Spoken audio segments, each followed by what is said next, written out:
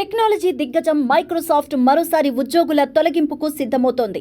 వచ్చే వారం మరికొంతమంది ఉద్యోగులను ఇంటికి పంపించేయబోతున్నట్టు విశ్వసనీయ వర్గాల ద్వారా తెలుస్తోంది.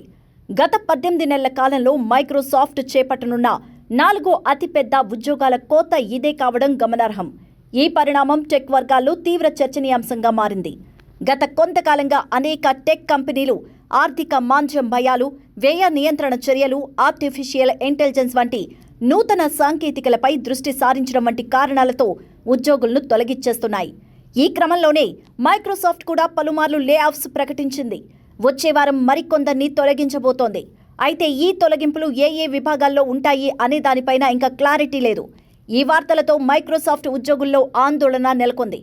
వరుస లే ఆఫ్లతో ఉద్యోగ భద్రతపై నీలి నీడలు కమ్ముకుంటున్నాయని పలువురు ఆవేదన వ్యక్తం చేస్తున్నారు. అయితే ఈ తొలగింపులపై మైక్రోసాఫ్ట్ నుంచి ఇప్పటివరకు ఎలాంటి అధికారిక ప్రకటన లేదు. గతంలో చేపట్టిన తొలగింపుల సమయంలో మారుతున్న మార్కెట్ పరిస్థితులకు అనుగుణంగా సంస్థాగత పునర్వ్యవస్థీకరణలో భాగంగానే ఈ కఠిన నిర్ణయాలు తీసుకుంటున్నామని కంపెనీ యాజమాన్యం వెల్లడించిన సంగతి తెలిసిందే.